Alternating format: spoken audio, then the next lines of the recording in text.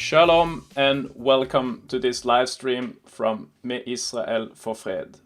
MIF is the largest non-religious pro-Israel membership group in Europe, and we usually communicate in Norwegian, Danish, Swedish and Icelandic.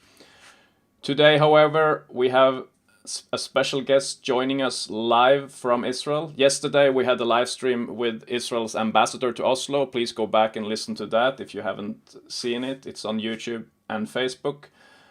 Today, joining us is Arsen Ostrovsky. He's a longtime friend of MIF. He is chair and CEO of International Legal Forum, and with almost 100,000 followers on Twitter, he is one of the most influential pro-Israel advocates in social media.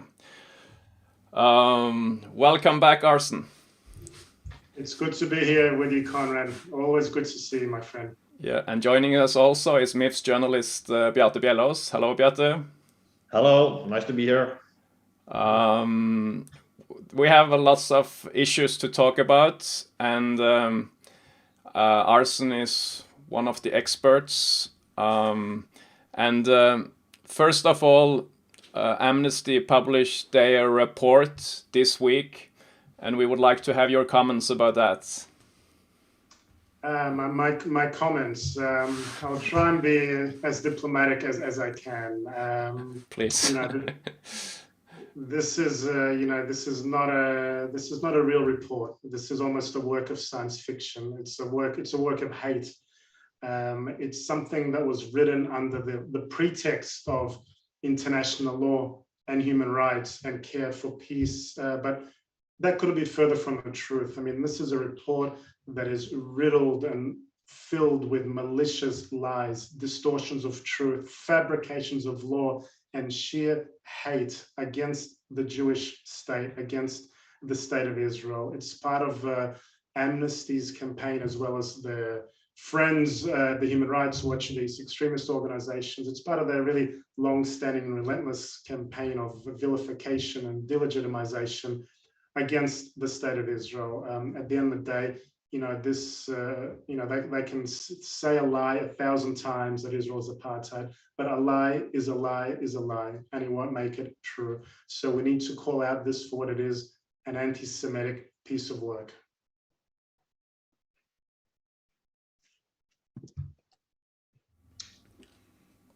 Bjarte, do you have a question? Yes, there hasn't been a lot of press covering this report, in my opinion, neither here in Norway or in the rest of the world, as far as I have seen. What do you think is the reason for that? Look, there are a lot of global events happening at the moment as well. Certainly in Europe, many events happening, as well as other parts of the world. So perhaps it's taking precedence. There is certainly some coverage about this, but quite frankly, it hasn't reached the kind of I suppose attention that Amnesty might have thought. I think there's two reasons for that. One, it is because those in the pro-Israel community, those who really care for the truth, not just friends of Israel, but really those that, all those really that care for standing up for what is just, for what is right, have seen through this. They've seen through the lies of this report. They've seen how egregious it is. To accuse Israel of apartheid in any context, especially within the state of Israel itself, is just something so preposterous, so ridiculous, that I think anyone of a sound and reasonable mind is not taking this seriously. So I think that's also part of the reason. But it's also because those who do support Israel, allies such as MIF, also have stood out and spoken out forcefully, and done so before the news actually broke out as well. So coming on the front foot and making sure that we claim the narrative and really expose the hypocrisy and the hatred of this report. What is the opinion in the Arab population about this report? Do they feel that they live in an apartheid state? You mean the Arab-Israeli community? Yes. It's an interesting question, because I would really ask if Amnesty actually even spoke to any Arab Israelis, because if you speak to Arab Israelis. You know, there was a poll recently conducted which said that given the choice, would you rather live in any Western country or Israel? 81% of them said that they would much rather continue living in Israel. So we've seen Arab Israelis from across the board, across the country, saying that Amnesty does not speak for me. I am a proud Arab, I'm a proud Israeli, I have full rights. So really, you know, these are people that Amnesty did not speak to. I think that really goes to the core of their bias and their hatred, because what it really shows is that Amnesty had an agenda. They have an agenda to portray Israel in a certain vision, in a certain light. And, you know, it's almost like they have blinkers on and they won't speak to anyone or consider any views that contradict that, which really is the truth about what it's like to live here. You know, Israel might not be perfect, but we are a Jewish state, but we're also a democratic state, and we're a state with full, equal political, civil rights for all our citizens, irrespective of race, religion. It's important for all the viewers to know that we will receive questions from the viewers. So please type your question to Arsen or to any one of us from MIF in the comments. And we have a viewer even from Thailand today. So especially hello to Thailand and all across Norway and Scandinavia. Then Henrik says that he just asked the question. Maybe you could give some substantial criticism of the report, like into the details. What is wrong in the details? It's easy to use like to criticize this in general and say that it is anti-Semitic, but what is factually wrong? That's Henrik's question. Okay, that's a great question. Look, there are 280 pages in this report, so if we have to go through every one of the criticisms, I think we'll be here until the snow melts in Oslo. But look, there are some very concrete criticisms, especially when it goes to the anti-Semitic nature of this report. And I'll give you just a few examples. First of all, the report claimed that Israel's very creation from 1948 was a racist endeavor. This was in their initial report, where they very explicitly say, since the creation of Israel in May 1948, so number one, okay, they deny the Jewish people our right to self-determination, which is ultimately a repudiation of Zionism. So they're saying that they don't accept Israel's right to exist as a Jewish state. It's in as much as someone saying we don't accept Norway's right to exist as a Norwegian state. At the same time, the report strongly promotes the Palestinian right of return, so-called right of return. What does that mean? According to groups like Amnesty, there are some 5+ million Palestinian refugees living, including outside of Israel. And as we know, you know, there's one set of definition of refugees, and there's another one for Palestinian refugees, which is basically anyone with a connection to this land. So you could be a 3rd, 4th, 5th generation Palestinian, comfortably for many decades living in Norway, and you would still be considered a refugee. So according to that theory, should 5-6 million Palestinians flood Israel, that would be the end of Israel as a Jewish state. We also see in the report language that is mendacious and demonizing, that refers to Israel trying to Judaize parts of the country, including Jerusalem, including other parts of the land. We see words like Israel trying to assert Jewish control. And ultimately, it explicitly, I think it was on page 23 of the initial report, it calls for the dismantlement of the Jewish state, because that is ultimately what, according to them, is the only possible remedy to an apartheid state, as they claim, is the dismantlement of Israel as a Jewish state. There is only one country in the world for which they're calling to dismantle, and that's Israel, which happens to be the only Jewish state. They're not calling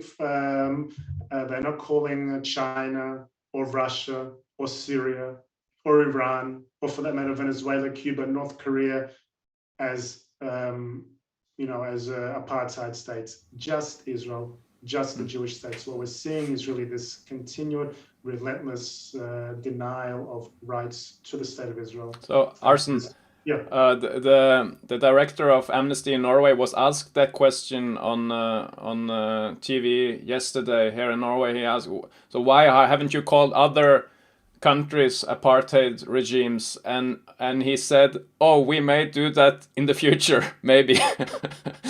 Yeah, we may do. I think that really goes to the core. It's this continued double standards and bias against Israel, which they don't apply to any other country. And ultimately, that is the very definition of modern anti-Semitism, applying a double standard to the state of Israel that is not applied to any other country. And you only need to look at, by the way, the definition of IHRA, the International Holocaust Remembrance Alliance, which is the world's most adopted and endorsed definitions, over 30 countries, hundreds of institutions around the world. And it very clearly refers to the examples that I gave of applying a double standard to Israel, of denying the Jewish people their right to self-determination, of calling for the annihilation of Israel as a Jewish state. So it very clearly falls within that. It's ironic that in Lebanon, Palestinian refugees, they don't have the same opportunities. They can get work, and in the Palestinian authorities, you have laws that death penalty for selling a property to Jews. That's real apartheid, but you don't hear Amnesty talk about that. Absolutely, you don't hear them, and you have to ask them why. And it's interesting now, even this report, 280 pages. Do you know how many reports they've issued on Palestinian terror? 0. Do you know how many reports they've issued on anti-Semitism? 0. 0. In fact, they were asked, I think it was about 5 or so years ago, to conduct a report on anti-Semitism, which already back then in 2015-16 already, which was already a growing problem. Today, it's even further, even more worrisome. And they declined. They actually declined. And their excuse at the time was something along the lines of, we just can't investigate everything. Very clearly, they can investigate what they want. But what they are showing is that the rights of Israelis, the rights of Jews do not care, do not matter. Because, by the way, also nowhere in this report, in the 280 plus pages, nowhere, not once does it mention the words Palestinian terror. Not only does it, and this is very important to note, not only does this report whitewash and minimize the threats, the terror that Israelis face on a daily basis. We only need a reminder just in May, for example, when we had Hamas firing 4,000 plus rockets. But not only does it whitewash this terror, it actually endorses it. It actually gives a green light by excusing it and justifying it. So what this is, the effect this has is that Amnesty, in effect, is inciting further violence against Israel and against Jews outside of Israel as well, including in Europe, including in Norway, including in North America, because of this kind of pervasive discourse and language where they are justifying assault and attack on Israel, on Jews, while denying us our right to self-defense. It only encourages further attacks and further assault both on Israel and Jews around the world. We have another question from Gjest, a member of MIF from Trondheim. Amnesty is claiming that the Israeli apartheid is not the same as apartheid in South Africa. And how can they use another definition of apartheid, and how can they construct this accusation that Israel is an apartheid state when they say that it is not like apartheid in South Africa? That should be the end of it. It's not like apartheid in South Africa, full stop. Apartheid has the word apartheid, it has a very distinct definition in international law, including in the Rome Statute as well as in the Convention on Apartheid. And in essence, what apartheid entails is a systematic oppression and discrimination by the state against a group of people. We do not have that in Israel. Israel is a democracy. It's a democracy with full rights for all the citizens, irrespective of religion or background.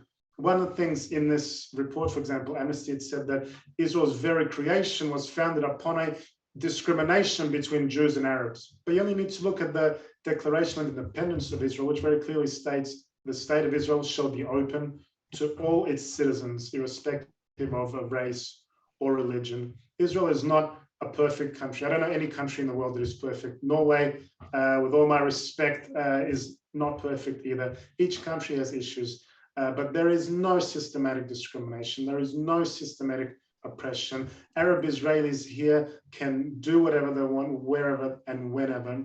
You need to look at only, by the way, Israel's government, Israel's coalition. There are 7 or 8 parties from across the political spectrum, including Jews, including Islamists, Muslims, including secular, from different minorities. Just a few weeks ago at the Knesset, we had a scene where an Arab Israeli member of Knesset was presiding as the speaker, while at the podium was one of the Islamist members of the governing coalition arguing in Arabic in the Knesset in Israel's parliament.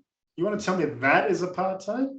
You only need to listen to the voices of Arab Israelis from across the political spectrum and from every field of life here, from politics, from the army, from education, from public service, who are completely, within every sphere of society. So Israel, to say that Israel is an apartheid state, not only negates what actually the real victims of apartheid in South Africa went through, the victims there, but it's really a slur to vilify and attack the state of Israel. And by the way, Israel, there's also the claim being made that Israel is committing apartheid practices in the West Bank and Gaza.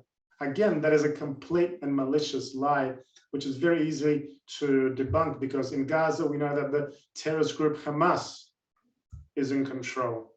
And we know that in the West Bank territories, the Palestinian Authority has governance and control, where people there, the Palestinians there, vote in the elections. It's another thing, by the way, to point out that Mahmoud Abbas, who heads up the Palestinian Authority, is now in the 18th year of his 4-year term. So if someone does want to complain about apartheid, look at the Palestinian Authority, where Abbas is there for 18 years from his 4-year term, and which has said that they want to create a Palestinian state that is Judenrein, meaning a Palestinian state they want to create without any Jews. So I think that really, again, really underscores that the label apartheid is a lie and really used solely to attack and to vilify the Jewish state. And let's be honest here, because even though Amnesty say that they don't compare it to the regime of South Africa, everybody connects the dots and thinks about South Africa, and that's what Amnesty wants to do. They want to smear Israel and put it in the same category. And as you say, I agree with you. They kind of diminish the real victims of apartheid in South Africa. Absolutely. There is one. There are some more questions that we need to bring in. Ole Mats has a question regarding international law. Is international law at all relevant in Israel's relations to the Palestinians? Isn't it international law applicable only in the relations between states? Like, so that's his question to you, Arsen. It's a difficult question to answer. I mean, the international law is a very broad concept. It applies not just to relations between nation states. It also applies to how individuals need to act as well. Hamas, which controls Gaza, they're not a state, obviously, but they have obligations, including not to fire rockets, for example, indiscriminately at civilians, because that is a war crime, a crime against humanity. So, there are different aspects to international law as between governing relation between individual states, but also responsibilities that each country and in some cases individuals have as well. For example, the Palestinian Authority, an obligation on them not to pay salaries of terrorists, which they do under the pay to slave program, as we know, of course, and which, by the way, is something that was not mentioned in this report. And nowhere again in this report, in the 280 pages, did Amnesty International refer to the human rights violations or crimes against humanity or war crimes by the Palestinian terrorists. And it's important here to just underscore that as soon as the report was released, you know who applauded this? Hamas, Palestinian Islamic Jihad, and PFLP, all three internationally recognized terror groups. So you really need to sort of also ask the question, when the terrorists are applauding what you write, what does that mean? One of our viewers, Henrik, he claims that there is a strong criticism of Palestinian terror in the report. So we have to look for that. I would love if you could show me that. I really would, because I read through the report and it doesn't. There is no reference like that. The references to groups like Hamas or terror groups are really diminished and minimized in order to what they actually stand for and what they actually carry out. Yeah, and the wonderful thing with MIF's live stream is that we reach a lot of people, also those who are not diehard supporters of Israel. So Ahmed is following us now. He is mentioning separate roads, separate national ID numbers, separate laws for citizenship, less spending on Arab residents. Is that then acceptable? So maybe take one of them at a time. Why is there separate roads for Israelis in the West Bank? Look, we have to remember that, that's a couple of things he said. First of all, Israel is a democracy and every citizen is allowed to vote. It's like saying, why are Swedes not allowed to vote in elections in Norway? And then calling Norway an apartheid state. Every citizen in Israel is entitled to vote, number one. He spoke about, funding to Arab Israeli communities. There is some element of truth in that, in the sense that, Israel can do more in that regard. Absolutely. But you know what? In the last 10 years, funding to Arab Israeli communities has exponentially grown. Yep. We can always do more. We can always do more, as can any country, for all sectors of society, for all the minority groups. But that doesn't mean that Israel is an apartheid state because we don't spend enough money. With regards to some of the security measures, we have to remember, things like that and things like checkpoints. We don't want them to be there, but they're there by necessity because Israel faces a daily threat of terror, a threat of terror from rockets from Hamas, of perpetrators coming into the country and stabbing Israeli citizens, of car rammings, which continue to be almost a weekly occurrence. So Israel doesn't want there to be, for example, checkpoints or security measures like that, but they are there only out of necessity. And what Israel is time and time again is that when there is peace, when there is a partner, we will work with them and we will make concessions, and we have made concessions. We've removed roadblocks, we've increased opportunities for the Palestinians, but we need to know that our security will also be taken into account as well.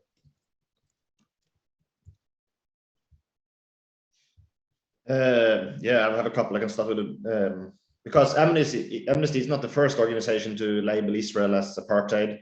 We heard it before from Human Rights Watch and even Israeli Medlem. Why do you think this accusation has begun? You're right that Amnesty is not the first one.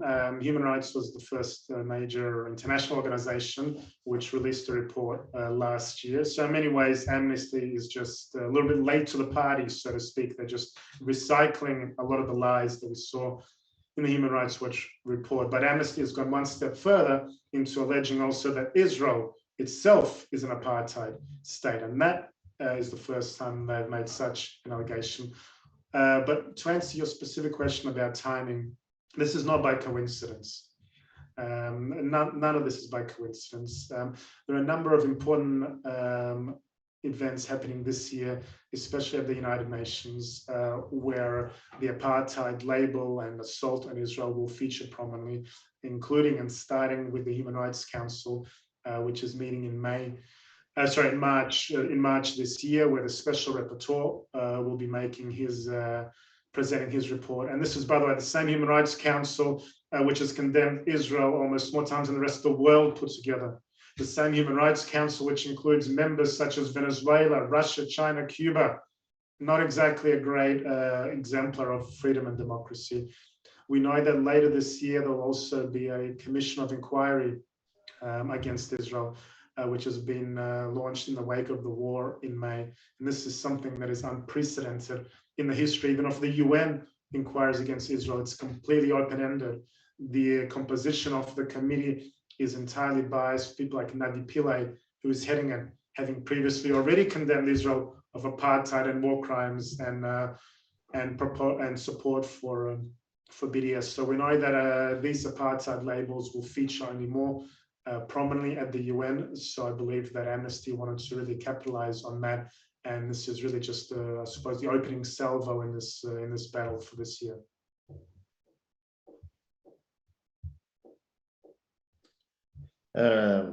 We have I've noticed that the Amnesty, even here in Norway, they call the Arabs in Israel for Palestinian Israelis, even in the reports and even in the debates. Even though most Israeli Arabs, they don't use that kind of term. So why do you think Amnesty defined them as Palestinian Israelis?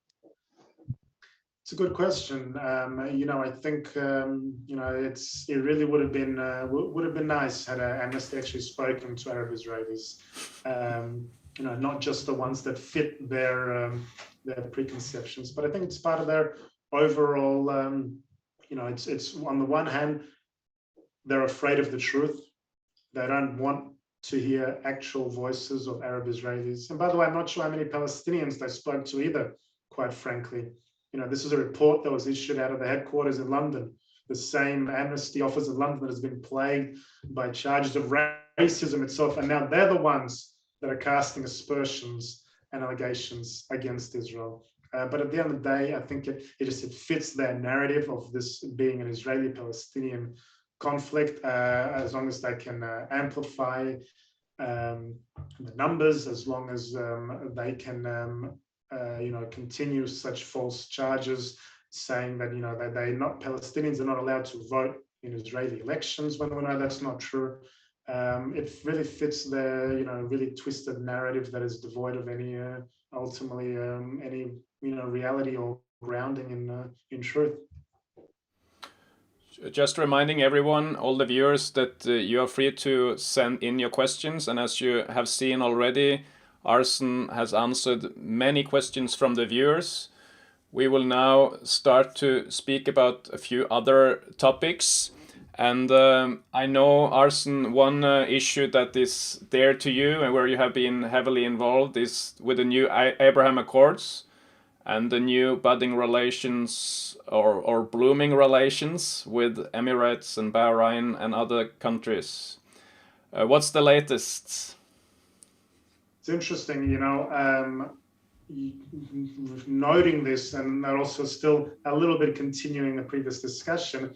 You only need to look at what some of our friends from the UAE and from Bahrain and Morocco even that have been saying, that they've been writing quite openly that, hey, Amnesty, we've been to Israel, we are Arab, we are Muslim, we've seen the country with our own eyes, and this is not apartheid. So these are, I think, very, very important voices. At the same time, that Amnesty and groups like them that are continuing these really absurd and unfounded allegations. We have the Arab world, which is embracing Israel, UAE, Bahrain, Morocco, Sudan. There's been a delegation here from Indonesia just recently. Indonesia, the most populous Muslim state in the world, over 250 Muslim people there. They've been here to try and learn from Israel's COVID management as well. So at the end of the day, notwithstanding, it's been a difficult year, I think, for many, for all of us, and to see, to see these really spurrilous allegations, as we're seeing by groups like Amnesty. What is happening with the Abraham Accords country is really a great beacon of hope and something that is truly positive, not just for Israel, but all the nations of the region. The relationship is just growing from strength to strength to strength. Just now, literally as we speak right now, Israel's Defense Minister Benny Gantz, for example, is in Bahrain. The first time an Israeli defense minister has ever visited Bahrain. We've seen embassies open. We have seen, for example, trade between Israel and the UAE now almost at $1 billion. Peace normally happens in increments, especially when you haven't had relations for so many decades. But this has been something that's just grown at turbo speed. But the most important thing for me is, and having been to the UAE now and seen it firsthand, this isn't just an agreement on paper. This is a real agreement of peace between people. And I think that's the most important thing to remember here. Peace, the seeds for peace are planted by politicians and leaders, but ultimately it's the people that make it grow. How was you accepted as an Israeli when you went abroad to the Emirates? I felt almost more comfortable there, quite frankly, as an Israeli and as a Jew than I would in parts of Europe. I'll be very honest about that, and I'm not the only one that says that. There was such an embrace, such warm hospitality. I was there, including one days where we celebrated Hanukkah. Hanukkah is this beautiful Jewish festival of light and hope, and I could think of no better way to celebrate this festival of hope and light than with our friends from the UAE. And just as we celebrated Hanukkah, we then also celebrated the UAE National Day. They're marking 50 years of their nationhood as well. So I was accepted completely.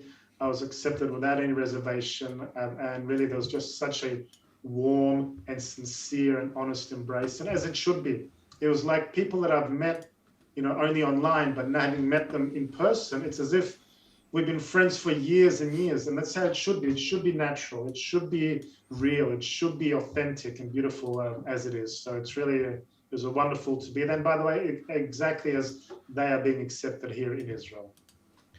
But you have had peace with Egypt and Jordan for quite a while, but how do you compare this peace compared to the old ones?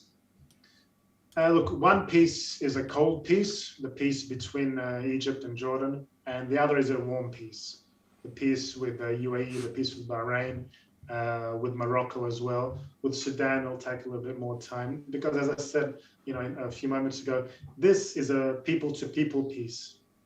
The peace we had with the Jordanians, with the Egyptians, it was really it was a political peace. It started off as really as a ceasefire, so to speak. So there hadn't been as much focus on creating the people-to-people connections, which is something that's really crucial to take this to the next level. So not only have we seen, embassies open and MOUs signed between governments, but we've seen delegations of Israelis, thousands upon thousands going to the Gulf. We have seen Emiratis and Bahrainis coming to Israel. We have seen educational and cultural initiatives. And again, this is something that it started off as an agreement between political leaders, but it's really flourished and grown and thrived by the people who are creating these bridges of peace. And I think that is the ultimate difference. Dag, Finn has a question regarding Emirates. He's wondering about the school curriculum there and if it's true that there is still Israel is not portrayed in the maps of the school books, and is the Emirates still voting for anti-Israel resolutions in the UN? Look, in as fantastic and wonderful and positive as our relations are, the UAE is not the United States, for example, and we, there are certain political sensitivities and climates which we do need to work with, and which I know will take time.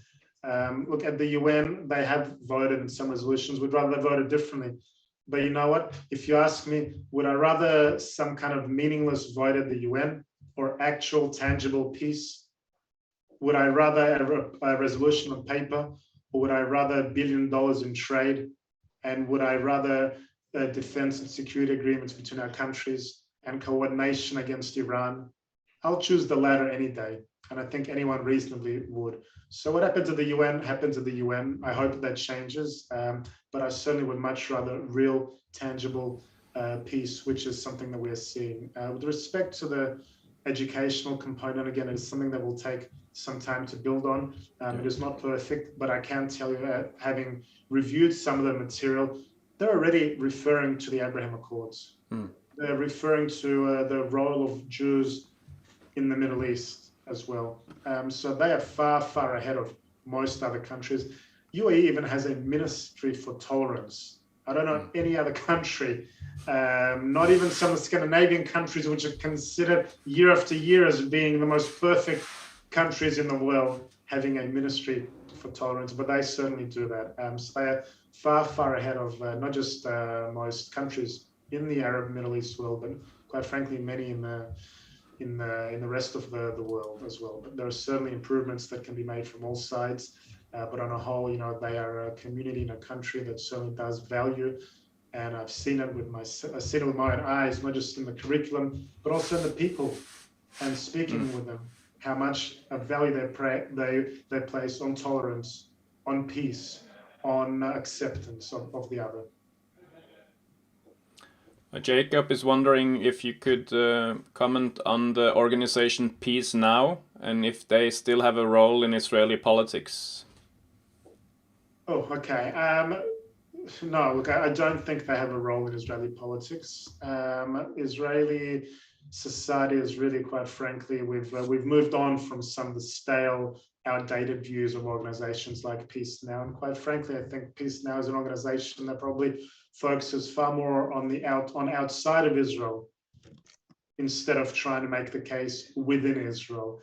So I think some of their views no longer hold validity in Israel, including about peace, including about security, including about our relations with the Palestinians. But you know, you only need to look at the makeup of this government, the current Israeli government, where you have someone like Naftali Bennett, who is considered on the right and a nationalist. You have someone in the center. You have the groups on the left, like Meretz and Labour.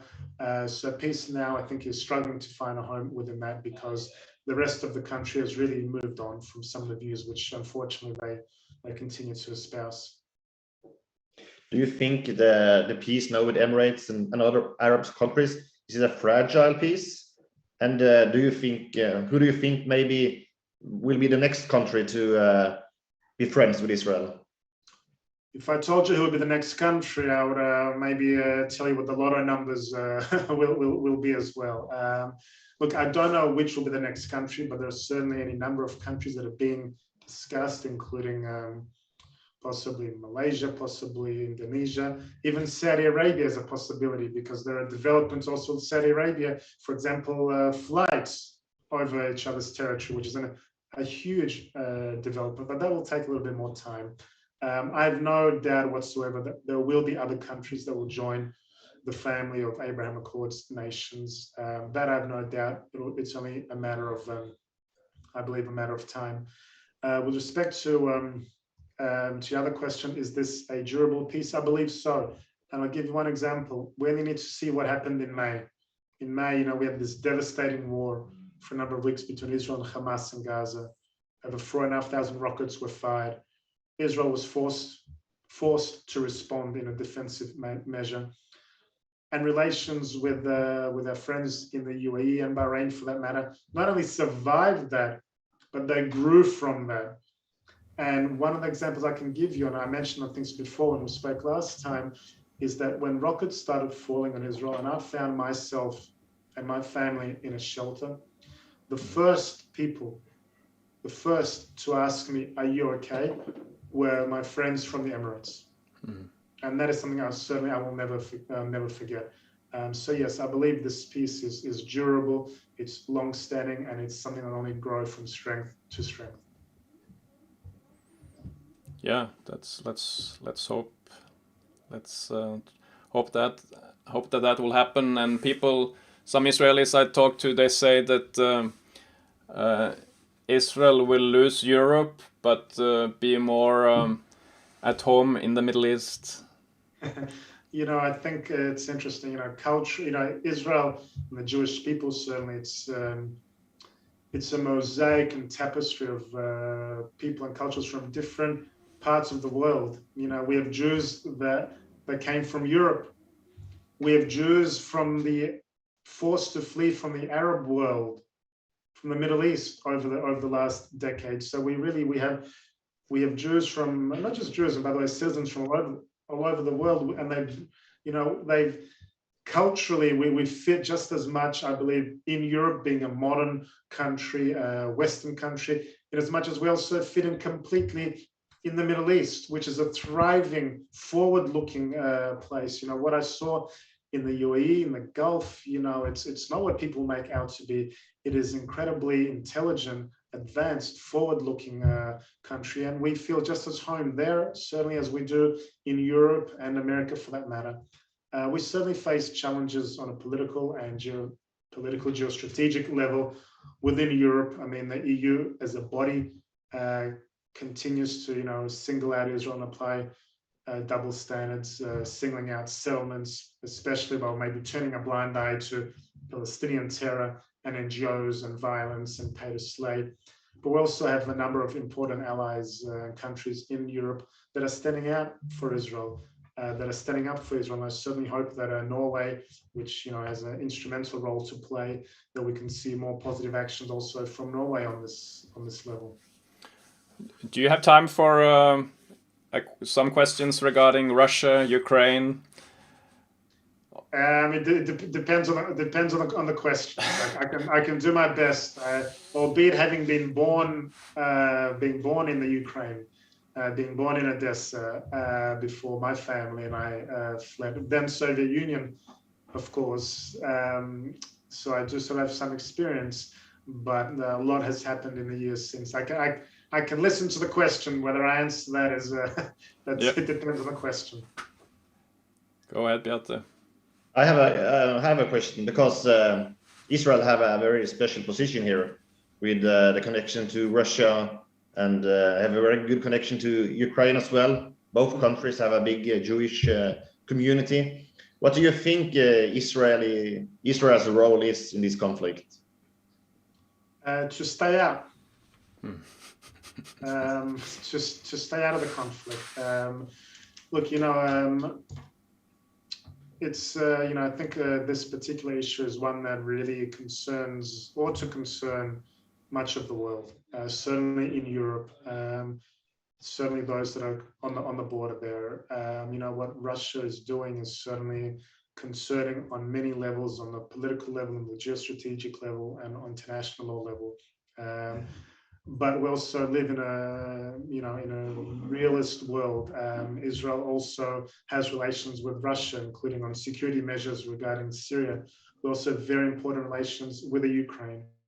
And one of the things that Israel has already started preparing is, if the need arises, to evacuate Ukrainian Jews, which is very, very important, because in the day now Israel is also a Jewish state, is what state for all our citizens, but also for a Jewish state as well, where people can make aliyah or can immigrate, and so that's important as well, that those arrangements be made.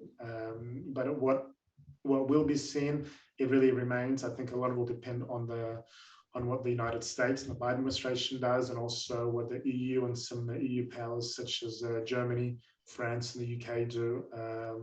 I believe if they ultimately exert sufficient pressure on Russia, on Putin, and there is a credible threat of sanctions, then perhaps that might help reduce the tension of what we're seeing on the border. But that obviously is something that remains to be seen. Yep. putting Ukraine conflict aside and putting Amnesty aside, how is the mood in Israel in general? You know, year after year after year, Israelis are always considered one of the happiest people in the world. Maybe not as happy as the Norwegians, because your neighbors, you have Sweden and Iceland and Finland. Our neighbors include Hamas, Hezbollah, Iran, Islamic Jihad, but we're still considered one of the happiest people. And at the end of the day, it's because, notwithstanding what groups like Amnesty say and lie about us, notwithstanding what the rest of the world might say, we are happy because we have a country, we have our sovereignty, we have our voice, and we have our independence. And at the end of the day, you know, we can, you know, there's a phrase in Hebrew, Am Yisrael Chai, the people of Israel live. So notwithstanding rockets, notwithstanding the slurs by organizations like Amnesty and Human Rights Watch, we are a resilient people. We're an optimistic people. We have survived far worse, and we will survive whatever Amnesty and the others throw at us now. We don't need them to tell us their lies. We know what the truth is. We know that Israel is a strong, thriving, proud nation, and that we will continue to be as such. Great. Arsen, thanks a lot for joining us today.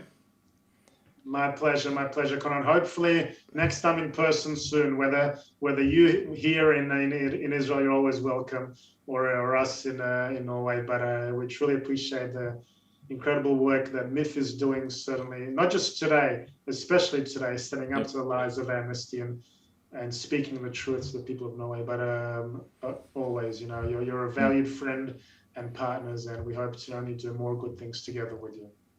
Okay. Litraot, bye-bye. But you viewers, please stay with us. Bye-bye, Arsen.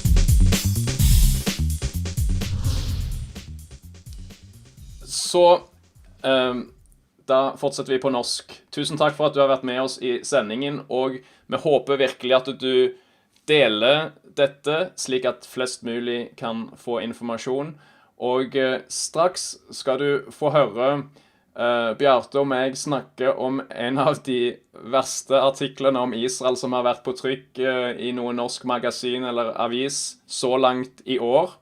Det er en artikkel som blant annet hevder at alt som kommer ut fra Gazastripen er sant. Unnskyld at jeg ler.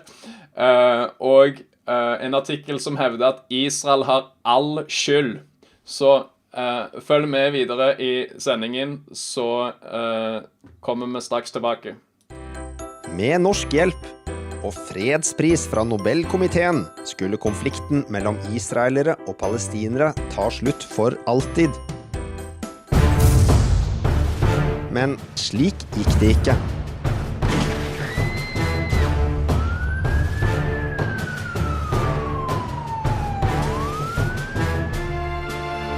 Den norske eliten svarte med å gjøre Israel ensidig til syndebukk. Men heldigvis har ikke alle latt seg lure av ensidig propaganda. Fra fredsprosessen gikk i stampe på begynnelsen av 2000-tallet, har organisasjonen Med Israel for fred, MIF, satt nye medlemsrekorder år etter år. Stadig flere ser at det er islamistenes jihad og de palestinske nasjonalistenes jødehat som hindrer fred. Palestinerne er nærmere enn noen gang å få sin egen stat. Men de kan bare få den dersom de aksepterer å være naboer til en jødisk stat. Det avviser palestinerne fullstendig. De krever selv arabisk stat nummer 22 og muslimsk stat nummer 57. Men verdens eneste jødiske stat må bort. For et hykleri! Israel er ikke feilen i Midtøsten. Israel er blant de få ting som er riktig i dette området. Nå står over 11 000 medlemmer sammen under mottoet Med Israel for fred. De 2 siste årene har MIF også startet arbeid i Danmark og på Island. Bli medlem av MIF du også. Ups. Oi, der sluttet jeg filmen litt brått. Men dere hadde fått med dere det meste. I går så publiserte Fagbladet en artikkel som under spalten Fra grasrota. Overskriften Palestinerne fortjener et bedre liv. Og forfatteren Kristina Beck-Jørgensen, som hjelpepleier og SV-politiker. Og Bjarte, du har sett nærmere på denne artikkelen i dag. Lagt ut en artikkel på miff.no. Så vi hører gjerne fra deg litt om hvor hun går feil. Ja, nå er ikke artikkelen ennå publisert da på miff.no. Ok, da kommer den snart. Det kommer snart, og det sendt inn som et leserinnlegg til Fagbladet tilsvar, og vi får håpe at de velger å trykke det. Det kan vi inderlig håpe, for her kommer det jo veldig mange feilaktige anklager mot Israel og direkte løgner. Så de har jo et ansvar om å svare på dette. Men som jeg skriver her, så det sjelden å lese et innlegg som har vært så full av feil. Og det innlegget begynner jo med flere eksempler fra TV-serien Bortført. Vi har jo skrevet den. Det en TV-serie som kommer nå på Netflix, og som tidligere har vært på TV 2. Og flere eksempler fra denne TV-serien blir jo brukt som eksempler på virkeligheten. Men dette jo selvfølgelig dette fiksjon. Men gjennom hele dette innlegget så virker det som om innleggeren ikke klarer å skille mellom fiksjon og virkelighet. Og det fremstilles jo som om det daglige bombeangrep på Gaza-stripa, nærmest døgnet rundt. Sist gang det var et bombeangrep, siden Israel måtte utføre luftangrep mot mål på Gaza, det var i 2. januar, nå januar. Og det var etter at Hamas hadde avfyrt raketter som landet i Middelhavet rett utenfor millionbyen Tel Aviv. Ja. Og Israel bomber jo aldri Gaza-stripa uten at det har vært angrep derifra mot Israel, og alle angrep jo rettet mot Hamas, ikke mot palestinerne, men mot de militante som styrer der.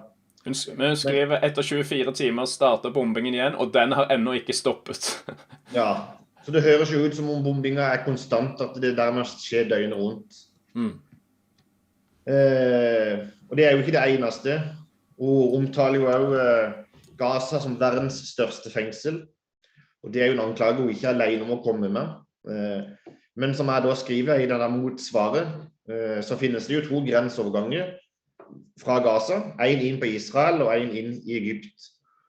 Og selv om ikke det fri ferdsel mellom Israel og Gaza av naturlige årsaker, så var det likevel da, i fjor så var det da 90 000 grensepasseringer fra Gaza og inn i Israel.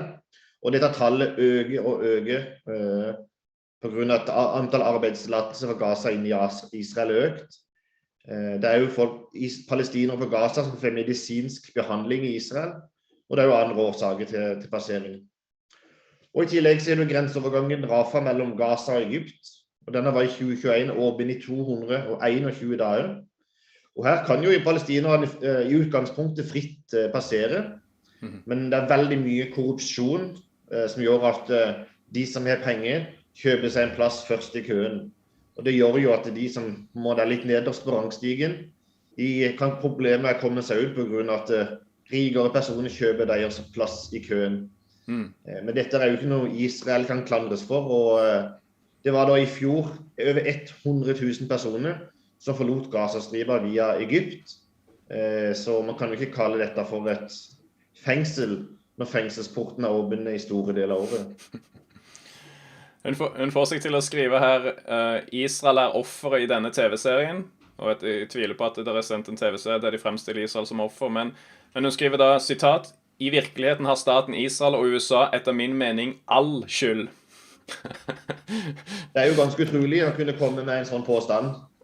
Og vi kjenner jo til, det jo over 22 år siden, nå til sommeren, at Israel forlot Gaza-stripa, og lot palestinerne få selvstyre der. Og det jo Hamas som styrer på Gaza, det jo ikke Israel. Og at da hun velger å frata deg alt ansvar, det ikke bare ekstremt ensidig, det jo demoniserende overfor Israel.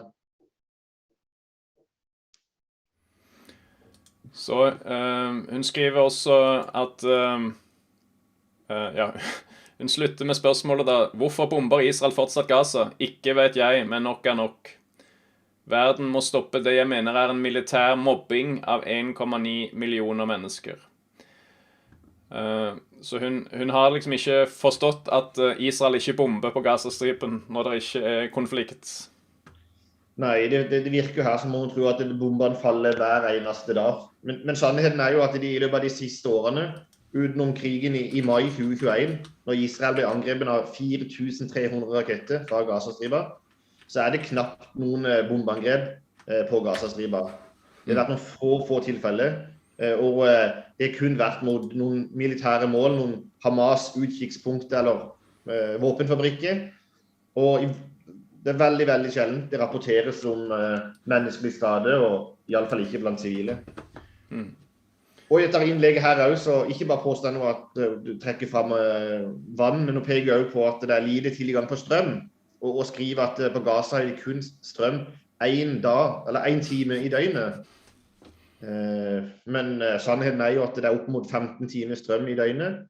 I 2021 så var det da i snitt 13 timer strøm i døgnet, ifølge FN. Dette er tall som er fra FN. Og så er det viktig å påpeke det at for mange nordmenn så høres det kanskje litt rart ut å ikke ha tilgjengelig strøm døgnet rundt.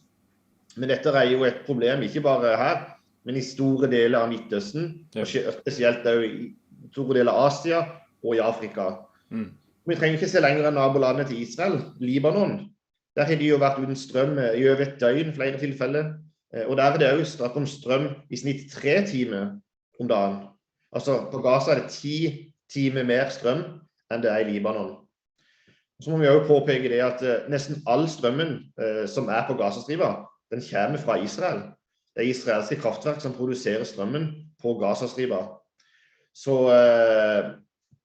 det er jo veldig rart at man anklager Israel for at alt som er galt på Gazastripen, når Israel leverer strøm, vann og andre ting til Gazastripen. Når vi snakker nå, så ble jeg minnet om noe som står på Amnesty sin side i forbindelse med denne rapporten om Gaza. Der skriver de, sitat, Israels illegale blokade av Gaza fratar de rundt 2 millioner mennesker som lever der adgang til de mest grunnleggende ressursene og tvinger dem til et liv i ekstreme nød. Den er så løgnaktig, den setningen. Det er helt utrolig. Si gjerne hva du tenker først, så skal jeg spe på hvis Problemet er jo det at denne løgnen her har blitt gjentatt gjennom en rekke organisasjoner og politiske partier nå i en årrekke. Og mange nordmenn sitter kanskje igjen med dette inntrykket at det faktisk er sant.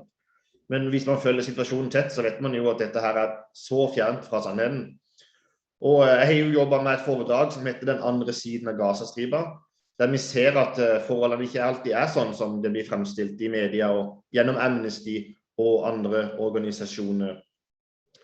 For det finnes faktisk mye rikdom på Gaza, det finnes mye velstand, samtidig som det selvfølgelig også finnes mye fattigdom. Men det er en veldig stor skjevfordeling mellom godene.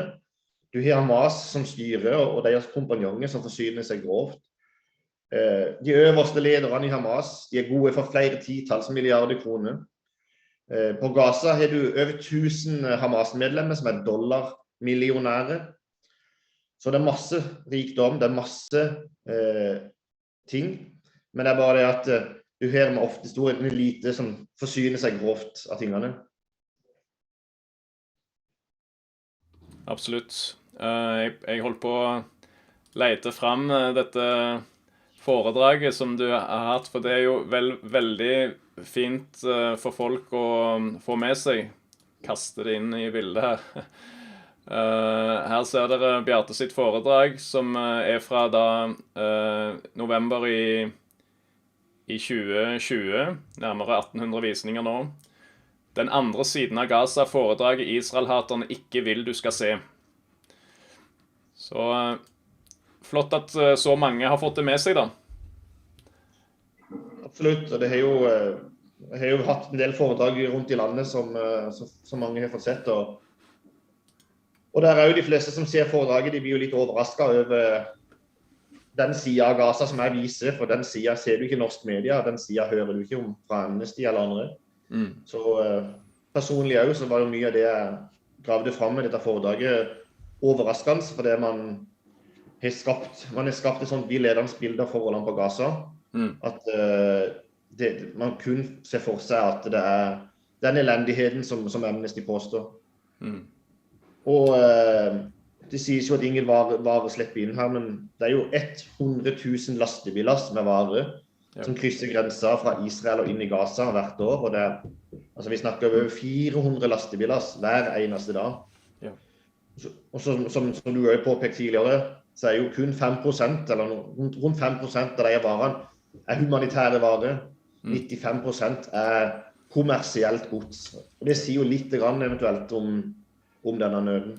Så når Amnesty hevder at det tvinger dem til et liv i ekstrem nød, så det altså helt borte fra sannheten. Altså, der land i verden der det ekstrem nød, men Gazastripen ikke i nærheten av det. Gazastripen har jo et av de mest velsmurte hjelpeapparatene som finnes i verden, og i tillegg til det, altså, og til tross for det, kan man si, så det altså bare ca. 5% av varene som av FN kategoriseres som humanitære varer som kommer inn der. Så det, vær så god. Det som brutto nasjonalproduktet på Gaza jo høyere enn det for eksempel i Egypt. Og forholdene, hvis du søker verdens fattigste land, så vil aldri Gaza dukke opp i noen liste der. Så å si hele Afrika har det mye verre forhold enn det på Gaza, store deler av Afrika. Og selv om det mye tøft og vanskelig på Gaza, så ikke forholdene der i nærheten av verre det, sånn som det i veldig mange andre land. Kanskje jeg må skrive en artikkel på dette i dag. Vi må jobbe med andre ting, Bjarte. Tusen takk for at du var med i sendingen. Tusen takk til dere som har fulgt oss. Vi har hatt 50, 60, 70 seere gjennom hele timen, og det supert. Og Liv skriver at hun har delt, og det jo fantastisk, fordi det jo det vi vil at du også skal gjøre. Dele og kommentere. Og Jan Harald skriver, sier mye om fagforbundet som tar inn dette. Det sier veldig mye om fagforbundet. Det dessverre en av de mest anti-israelske organisasjonene som finnes i Norge. Og dessverre så det også Norges største fagforening. Men jeg må ikke begynne en gang å snakke om fagforbundet, for da blir denne sendingen mye lengre.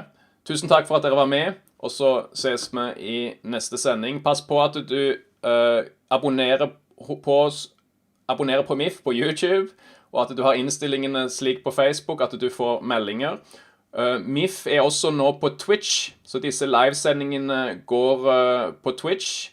Og kanskje, om du ikke på Twitch, så har du kanskje et barn eller et barnebarn som på Twitch, så gi et tips om å følge MIFs kanal på Twitch, slik at vi også kan nå en ny målgruppe der. Ha det bra! Vi håper du vil abonnere på Med Israel for fred på YouTube. Her finner du et stort antall foredrag av internasjonale eksperter, aktuelle direktesendinger og korte videoklipp. Husk å like, abonnere og motta varsler. MIFs YouTube-kanal vil gi deg noe alle trenger, mer forståelse for Israel.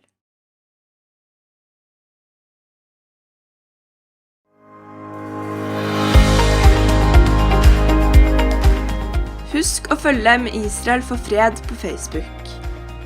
Når du liker, kommenterer og deler våre saker, vil israelernes argumenter bli mer synlige for familie og venner.